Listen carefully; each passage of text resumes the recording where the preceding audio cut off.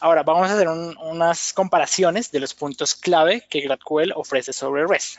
Pero ya les digo de por sí quién es el ganador. El ganador va a ser GraphQL y es sencillamente porque la mayoría de optimizaciones que tiene GraphQL es en base a los puntos débiles de REST API. Bien, entonces ya está construido entendiendo básicamente qué nosotros necesitamos y sobre los puntos débiles de REST API básicamente es fuerte GraphQL, así que el ganador, se los digo de por sí, ya va a ser GraphQL, solo que es para que lo tengamos en cuenta. Está construido, es básicamente como una optimización a todo lo que son los servicios web expuestos digamos, de una forma correcta. Y ya entrando en un poco en materia, vamos a hacer una de las primeras comparaciones como tal, es la responsabilidad de qué parte viene.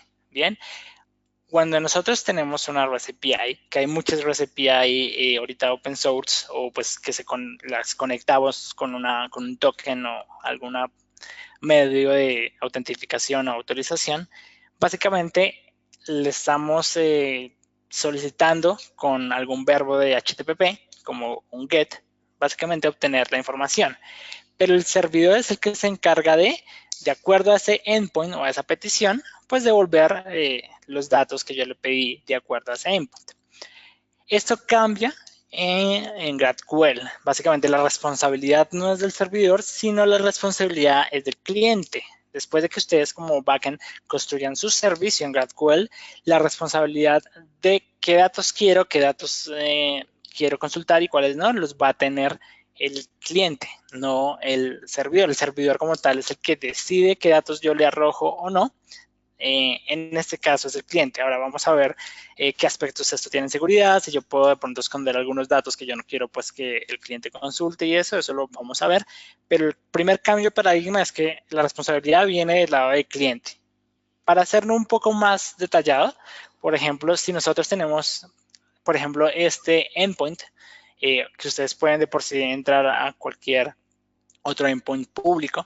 Nosotros lo que hacemos es hacer una solicitud, por ejemplo, esta solicitud de acá, que es a un dominio, como con alguna estructura de una API normal, API como tal, y le digo que quiero la entidad tareas. Recordemos un poquito que REST API, pues el protocolo REST API como tal, desarrolla cada uno de los endpoints en las entidades que tengamos digamos que en las tablas o en las bases de datos. Si yo tengo una entidad tareas, pues tengo un endpoint básicamente de tareas con, digamos que 4 verbos clave para poder crear, actualizar, eliminar, bueno, el get, post, put y delete, que es un poco la arquitectura REST. Si yo envío este request como tal hacia tags, lo más normal es que me devuelva un array de tareas. Bien, un array de tareas que tiene pues los atributos que tiene esto en la base de datos, como su identificador, su título, un estado, por ejemplo, de si está completado o no, y miremos que tiene esta tarea está relacionada a alguna otra entidad, como una categorización. Bien, y esta REST API, pues básicamente me devuelve en tipo objeto el ID y el título de esta categoría. Bien, si ustedes miran acá, yo estoy rompiendo digamos que uno de los protocolos de REST, que es que si yo quiero, o si ustedes son bien estrictos implementando REST API en sus arquitecturas, si yo quisiera el detalle de la categoría en las tareas, debería ser como un endpoint diciendo tags/category o algo similar, donde yo le estoy diciendo que me devuelva el detalle de la categoría como objeto. Normalmente esta categoría me lo devolvería más como category ID y me diría cuál es el ID de la categoría. También depende cómo ustedes lo tengan implementadas. Pero básicamente es como la regla aquí. Puedo tener una petición y me devuelve una lista de tareas. Resulta que en GraphQL es exactamente igual. O sea, hago también una petición HTTP, la mando y me devuelve también una lista de tareas. Bien. Ahora, si vemos un poquito la diferencia entre esta y esta, básicamente es que yo tengo menos datos. Acá, por ejemplo, no me traje el ID, en este de GraphQL no me traje el ID, ni tampoco me traje el ID de la categoría, ni de la tarea ni de la categoría. Ahora, pensemos en un momento si ustedes vienen desde o tienen un conocimiento de backend. Básicamente, cuando yo envío una petición, no tengo la manipulación de cuáles datos me devuelve o no. Básicamente, él devuelve todos los datos disponibles. Con GraphQL es lo que vamos a manejar. Yo envío un query, una sintaxis de query hacia el backend y el backend me devuelve los datos solo que yo necesito. Es decir, como les digo, la responsabilidad viene por parte del cliente, no del servidor. ¿Cómo es un lenguaje? Vamos a ver nuestro primer query en GraphQL. Es algo similar a esto. Yo escribo un query. Le digo, miren, quiero la entidad tareas. Y de tareas quiero solo que me devuelva el título, su atributo de completado, su categoría, y de la categoría, como está relacionada, yo solo quiero el título de esta categoría. Esto lo envío desde el lado del frontend, o el cliente básicamente, sea una aplicación móvil, sea, no sé, pues una aplicación web, o sea, no sé, un Raspberry Pi o algo de inteligencia de Internet of Things conectado a esta REST API. Básicamente yo envío este query desde el cliente y él me responde la petición que yo tengo acá. Es decir, yo decido qué datos quiero. El frontend decide o el cliente decide qué datos quiere, lo cual es un poco no tan permisivo en REST API. Básicamente yo tengo una lista de tareas y él me devuelve lo que esté en la base de datos. Esto causa una de las primeras falencias, digamos, en REST API, que es que a veces en una vista yo solo quiero ciertos datos, no quiero todos los datos, por lo cual en el transcurso de data que fue enviada y recibida desde el cliente, estoy haciendo una sobrecarga de datos. Básicamente hay muchos datos que al final yo no quiero renderizar, así que el cliente es el que decide. La decisión esta vez está más del lado del cliente que del server o del backend. Bien. Entonces yo simplemente le pido con un lenguaje pues, que vamos a aprender cómo hacer este lenguaje o hacer estas consultas. Básicamente yo simplemente le pido qué tareas quiero, qué atributos como tal. Bien, hay una cosa que es increíble. GraphQL precisamente viene con una arquitectura un poco basado a grafos o nodos, básicamente.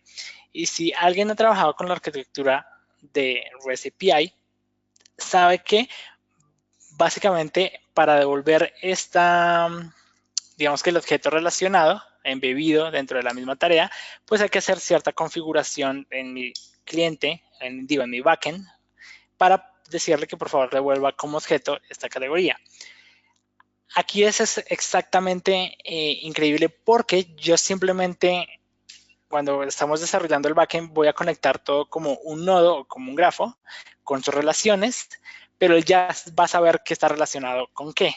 Entonces, yo no tengo que hacer código de más para relacionarlo, sino simplemente le digo, mire, de categoría quiero el título, y él ya sabe que tiene una relación, porque él está orientado a conectar ya los nodos o los grafos que tenga como tal. Bien, entonces yo solo tengo que pedirlo y él ya sabe que está, pues que está relacionado. O bueno, nosotros como backend, o si están construyendo un servicio en GraphQL, solo tenemos que decirle cuál es la relación y él ya lo sabe. Y entonces básicamente no tenemos que hacer código de más pues, desde el lado de backend para simplemente responder un objeto embebido en otro objeto, ¿sí? O hacer un endpoint más para poder embeber otro objeto. Básicamente se eliminan muchos endpoints o mantenimiento, básicamente, porque ya todo está, digamos que relacionado en modo de nodos y simplemente yo desde el cliente decido cómo quiero mis datos. Si definitivamente no quiero una información de la categoría, pues no, simplemente no la pido y ya. Es muy sencillo. Entonces me estoy ahorrando muchos datos que al final no quería utilizar. Cosa que es muy buena en el mantenimiento, ya que si al final por algún otro requerimiento queremos devolver la categoría o otro campo más de la categoría, en teoría al arquitecto de backend le toca pues agregar este otro objeto. Digamos que las tareas estén relacionadas no solo a categoría, sino estén enlazadas a un usuario. Entonces yo quiero que me devuelva el objeto embebido del usuario para saber pues, qué tarea corresponde a cada usuario. Básicamente me tocaría hablar con la persona que esté encargada de backend o con el equipo encargado de backend y decirle, mire, quiero este nuevo dato, y entonces ellos o lo agregan o crean un nuevo endpoint para pues, poder devolver esta data embebida.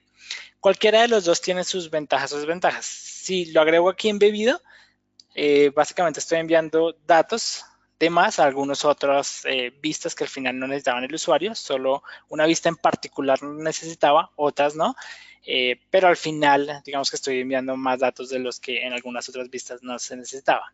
Si al final lo hace en otro endpoint, es decir, tags/user, que me vuelva a todas las tareas con el objeto usuarios, básicamente le toca crear otro endpoint. Esto sugeriría crear que tiene que hacer un release de este backend, esperar a que pues los de backend hagan este lanzamiento o si está en modo producción o lo que sea, pero básicamente tienen que hacer algo de código, tienen que implementar ese nuevo endpoint, lanzar un nuevo release con esta nueva versión.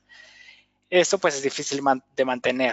Sin embargo, con GraphQL ya como todo está de forma de nodos y si yo agrego otra entidad y simplemente la relaciono, ya cualquiera de los clientes puede obtener esta relación sin necesidad de crear un nuevo endpoint porque todo al final vamos a ver que solo hay un solo endpoint en GraphQL donde yo pido las cosas donde ya los quiero relacionar.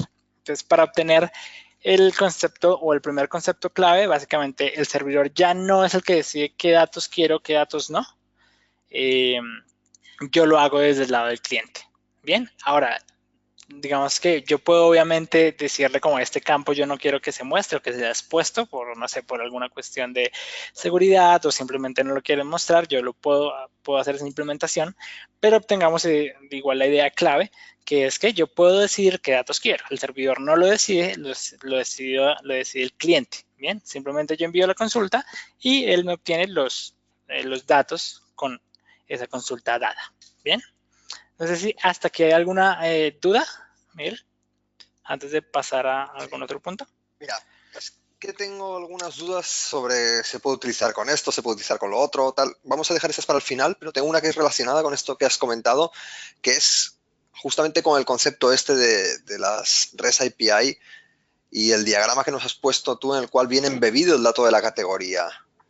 Entonces, ¿esto por qué no es posible o no debería ser posible dentro de lo que es la filosofía de la REST API?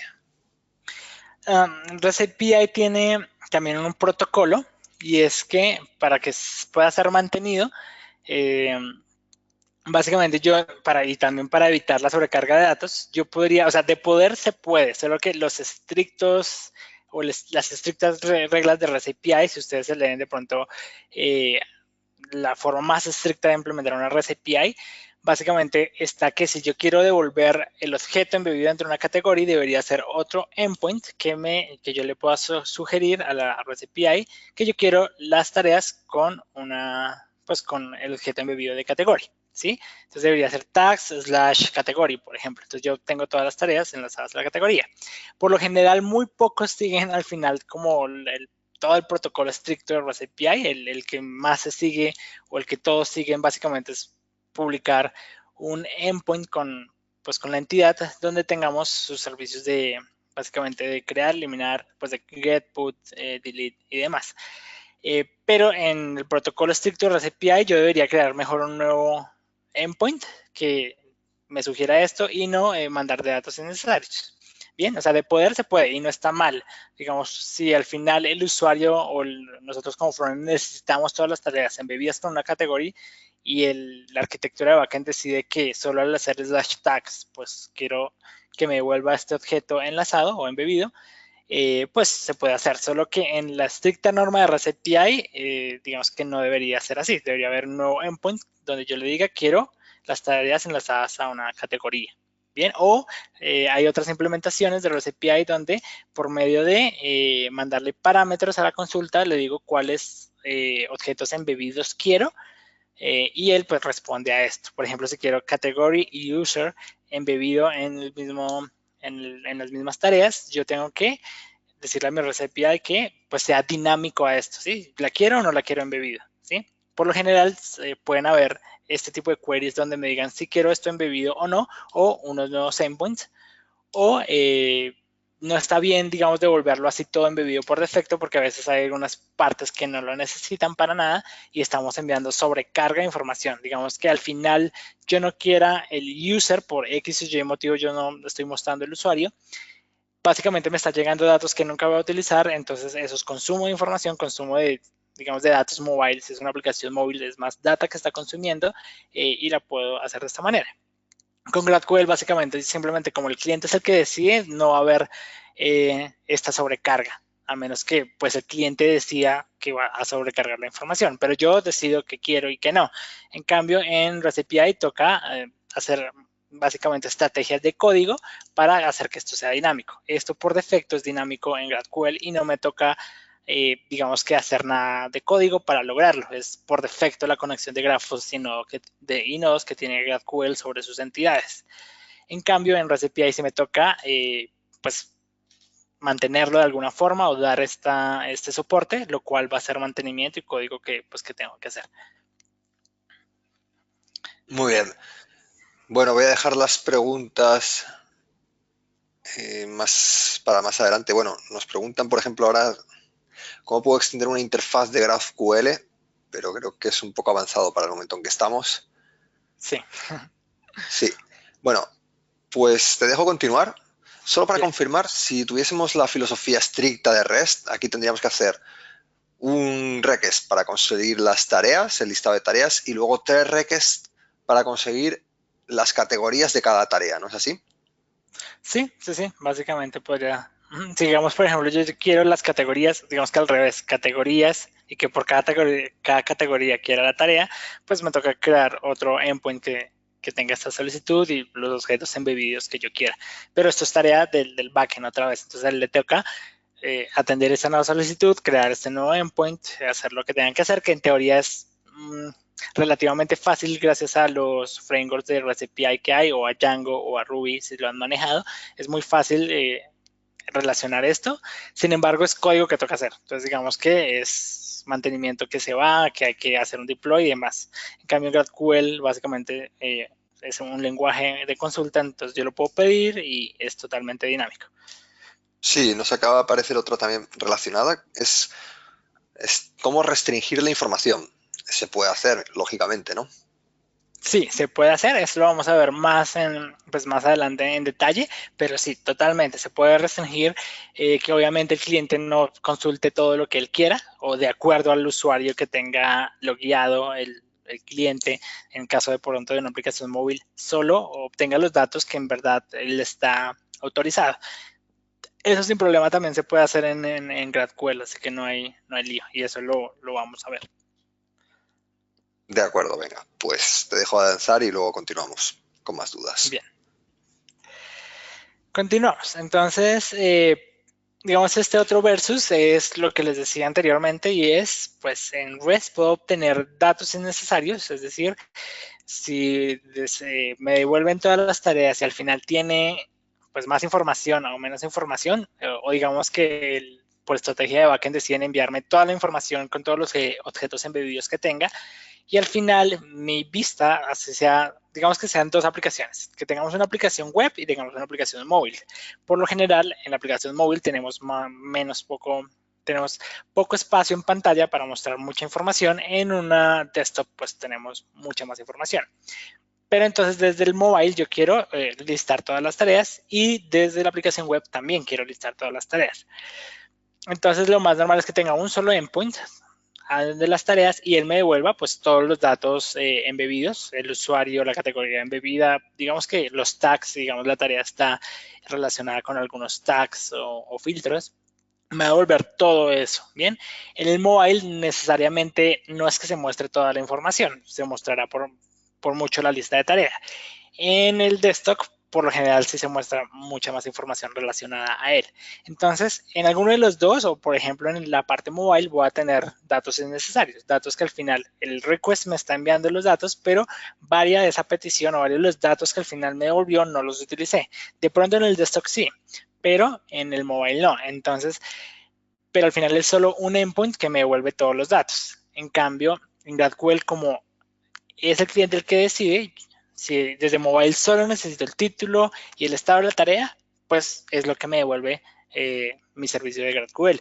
Si en el desktop en verdad necesitaba el usuario, la tarea, la categoría, los filtros y los usuarios relacionados, simplemente GraphQL, le pido esto a GraphQL o a mi servicio de GraphQL y él me devuelve exactamente los datos que yo quiero.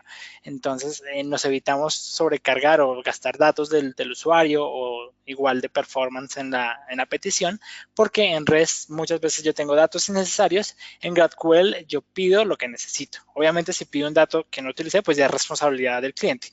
Pero básicamente el cliente pide lo que necesita y eso es lo que él le va a devolver el servicio. Entonces, esto es básicamente lo que ya les explicaba. Entonces, básicamente es como la conclusión. Entonces, en REST API a veces tenemos datos innecesarios. En GraphQL no vamos a tener sobrecarga de información, básicamente porque el cliente es el que decide. Entonces, desde el desktop yo envío una petición con toda esa arquitectura de data que yo quiero. Dentro del mobile no quiero tanta data, quiero apenas la necesaria. Así que, pues voy a optimizar pues estas peticiones de datos. Bien. Otra de las cosas muy llamativas de GraphQL es el número de solicitudes, básicamente. El número de solicitudes que se hace por cada vista, si lo queremos llamar de una manera. En REST API tenemos que crear como n solicitudes de acuerdo al número de entidades o al número de, digamos que de peticiones que queramos devolver. Entonces, si yo quiero todas las tareas, pues en teoría tengo 4 endpoints o 4 endpoints para lograr lo que es crear, editar, eliminar y demás, ¿sí? Que son un CRUD básico. Pero además tengo por cada entidad, tengo pues un endpoint. Entonces, si yo quiero todas las tareas, tengo el endpoint para tareas. Si yo quiero el endpoint para devolver todos los usuarios, tengo el endpoint para devolver usuarios. Si en una vista de un desktop, por ejemplo, yo quiero los usuarios con las tareas y algunas otras entidades, me toca enviar cada uno de esos, pues de esas solicitudes por aparte. Con GraphQL yo puedo en una sola petición decirle, quiero toda esta información y devuélvame toda esta información. Acá hay un ejemplo muy claro. Digamos, imaginémonos una aplicación web de este tipo, un tipo dashboard que tiene pues bastantes datos. Entonces, aquí tengo unas gráficas, aquí tengo unas estadísticas, algunas métricas. Acá tengo, por ejemplo, las últimas recientes actividades donde está el usuario enlazado a la compañía y otras relaciones. Y acá tengo otras estadísticas. Por lo general, en una aplicación me tocaría hacer un endpoint, básicamente para que me responda a estas estadísticas, otro endpoint para que me responda a las estadísticas o las métricas de acá, otro endpoint, otra solicitud también para responder la más reciente actividad donde esté relacionado el usuario, la empresa, el grupo al que pertenece, etcétera, y otro endpoint para esto. Si contamos para obtener todos los datos de esta vista, cuántos solicitudes tuvimos que hacer a nuestro servicio, podríamos decir que hay una acá, digamos que esta esté en una sola, entonces 1, 2, 3, 4, 5 peticiones básicamente estamos haciendo para obtener, digamos que toda la data de esta vista. Bien, entonces son 5 peticiones que se envían, bueno, según la estrategia que maneje el cliente, las puede enviar en paralelo, las puede enviar una por una y la que devuelva primero, etcétera, etcétera. Pero básicamente estoy enviando 5 peticiones al servidor. Bien. En una aplicación móvil pasa exactamente lo mismo. Yo puedo, para obtener estos datos, necesito entonces hacer, no sé, 5 o 6 requests de acuerdo a lo que yo tenga como tal. En REST API es una sola solicitud. Yo simplemente con una sola solicitud puedo decirle que quiero este dato, quiero estos datos, quiero esta lista. Ya vamos a ver en qué forma me lo retorna y de qué forma organizada me lo retorna. Al final de la clase vamos a hacer esto. Pero sin embargo, con un solo endpoint, entonces el performance de obtener los datos va a ser mucho más claro, porque yo solo estoy haciendo una solicitud, me devuelve los datos que necesito, porque GraphQL me devuelve los datos que necesito y no innecesarios, y puedo nutrir de una sola mi vista o mi interfaz. Igual en una aplicación móvil, por ejemplo, está el caso de esta compañía, no sé si la conocen, que es Drift, que básicamente es una compañía de chats o de soporte mediante chat, que es bastante grande, y ellos tienen implementado GraphQL y si ustedes cuando se termine la clase van a ver o les publico esta presentación, pero si ustedes le hacen clic aquí a la presentación o igual les paso el post, van a ver por qué esta empresa eligió pues GraphQL para sus servicios. Bueno, acá está un poco más la especificación técnica de por qué, etcétera, etcétera. Nosotros lo estamos entendiendo. Sin embargo, acá les explico rápidamente. Ya vamos a volver a la parte total. Entonces, básicamente ellos dicen, miren, solo para obtener el perfil del usuario tenemos que hacer una API o pues hacer un request a la parte de conversaciones, a la parte de los atributos del usuario, a los agentes relacionados a ese usuario, a algunos tags de búsqueda del CRM, algunos tags que ellos tienen. Básicamente hay muchas peticiones solo para cargar la información de esta vista. Entonces, eso es, digamos, del lado mobile, digamos que es costoso. Bien, en cambio con GraphQL yo puedo simplemente con un endpoint decirle, mire, quiero esta información y me volvería todo organizado simplemente para nutrir mi vista o mi interfaz de Android, de iOS, de Ionic, si ustedes programan en híbrido, pero básicamente, o de cualquier otro framework que ustedes utilicen, pero yo ya tengo toda la data nutrida, se la puedo pasar a mi cliente con la estrategia que ustedes estén utilizando y pues ya queda toda la información puesta en una sola solicitud, no en 5 N requests que les tocó hacer para obtener esa información. Entonces miren, por ejemplo aquí, como les digo, tenemos muchos requests para pedir la data y poder, digamos que renderizar esta interfaz. En esta aplicación igual también tendríamos que hacer múltiples requests para obtener la data de cada uno de, digamos, de estas vistas que tenemos acá o de gráficas que tenemos acá. En el caso de esta compañía también, pues solo para, por ejemplo, nos mostraron el caso de obtener el perfil de un usuario, tenían que hacer muchos requests para obtener esta información. Con GraphQL, pues esto no va a ser. Entonces, esto es de lo que hablaba, que es N solicitudes, muchos requests, a diferencia de una sola solicitud, donde yo le pido toda la data y puedo renderizarla de una manera correcta a mi aplicación. Si ustedes de pronto, para los que nos están escuchando y son frontends, o igual si son backend y saben un poco de frontend, saben que en esta última tendencia del lado del frontend se está viendo mucho un patrón de arquitectura de datos desde el cliente, que es Redux, donde solo consumimos un storage donde está como toda la fuente de datos. Peculiarmente, esto se conecta muy bien de esta manera, porque si yo tengo desde el lado del cliente una sola manera de consumir los datos que es llamada storage y tengo una sola petición con GraphQL para pedirle los datos y que me renderice toda la aplicación, básicamente yo puedo conectar una petición de GraphQL que me renderice todos los datos, nutrir todo mi storage en mi cliente, se utilizan Redux y básicamente ya se renderiza la aplicación.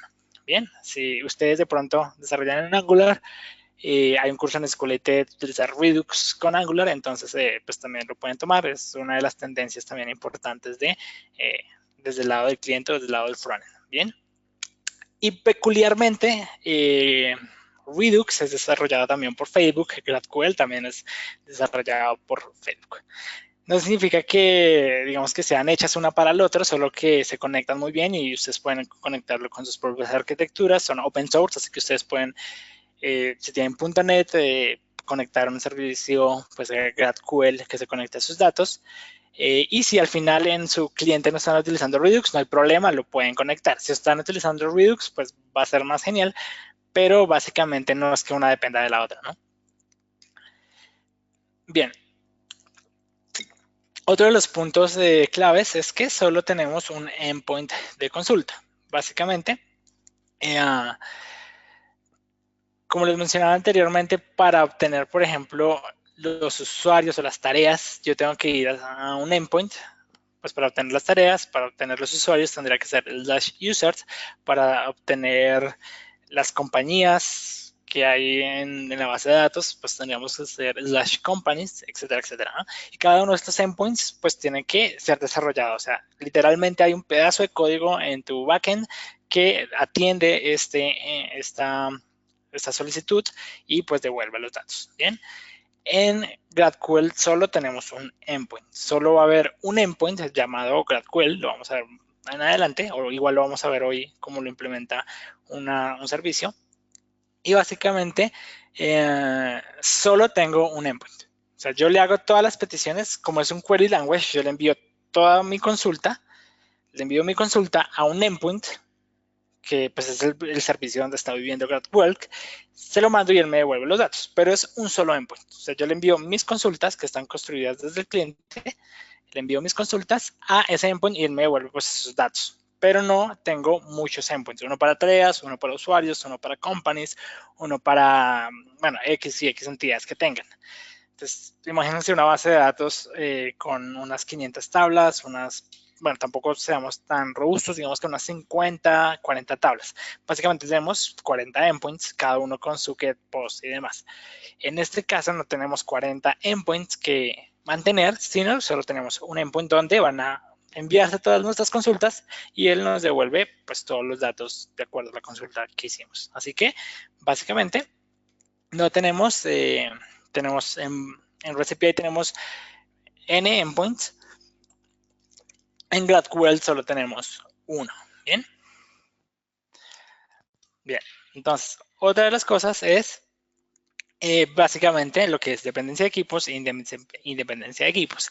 Esto ya es más del lado técnico, es decir, pensemos otra vez en cómo vive el backend en este momento. Si yo tengo una aplicación móvil, necesitaba las tareas y por X o Y razón el usuario o el cliente me dijo, ¿sabe qué? Desde el móvil sí quiero que se muestre el título de la tarea, el estado de la tarea y quiero los usuarios relacionados a esa tarea.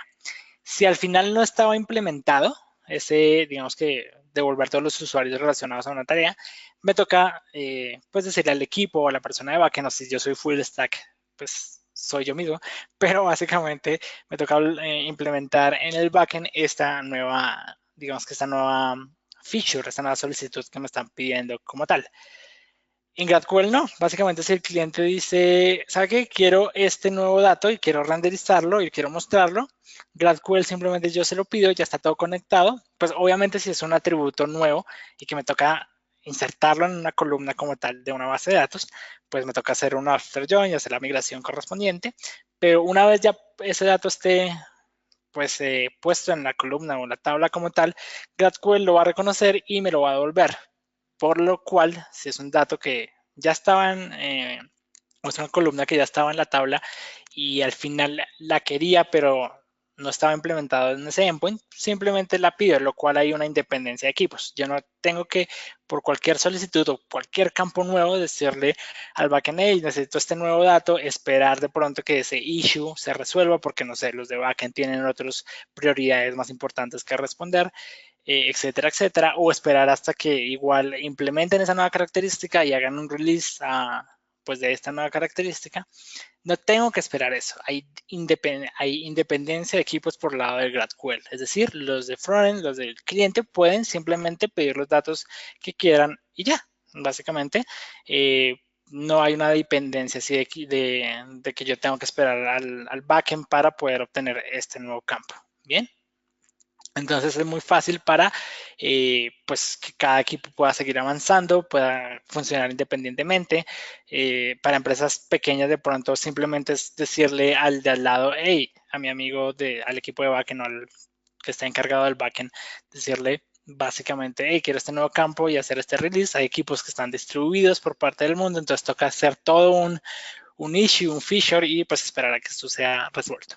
Bueno, si soy full stack, me escribo una nota a mí mismo y me toca hacerlo a mí mismo. Pero en el caso es que hay independencia, están trabajando en equipos, pues hay dependencia de equipos en la de GraphQL, lo cual ayuda pues al trabajo como tal. Esos son los puntos, digamos que característicos. Vamos a ver que van a haber más otras características, van a haber más otras habilidades, pero esos son como los puntos fuertes e intangibles que queríamos tocar en la clase de hoy. Bien, como introducción. Y recordemos lo que les decía al inicio, ya de por sí hay un ganador y es porque recordemos que GraphQL es una optimización de REST, así que los puntos débiles, las falencias que tiene REST API, los puntos precisamente débiles que son de REST son los fuertes de GraphQL, ¿bien? Entonces, y los fuertes obviamente de cualquier otro servicio, no es una comparación directa de REST con GraphQL, sino pues de SOAP, de algún otro protocolo como tal, sino simplemente los puntos débiles en los que tenía digamos que la industria en cuanto a pedir o mantener ciertos datos, digamos que lo soluciona GraphQL, porque está pensado en eso, como una optimización a cómo consumimos recursos, como lo estábamos haciendo en, digamos que, cuál era el estado del arte actual, de qué manera lo hacíamos, de qué manera solucionábamos el problema en el mundo actual, que era REST API, SOAP y demás. Entonces bajo esos puntos débiles, vamos a hacer unas mejoras. Y es donde Facebook implementa GraphQL.